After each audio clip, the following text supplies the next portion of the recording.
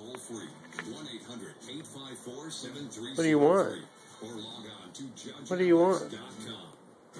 Judge Alex returns with a case of Sierra Carter, who's suing her client and former roommate Malcolm Kelly for $1,931 because she claims he was in on the plan to have his friend steal her laptop.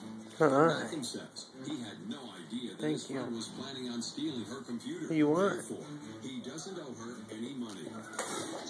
Every morning is like a ritual or something. So I go get my computer where it's always at, and it's gone. The charge is there, but the computer's gone.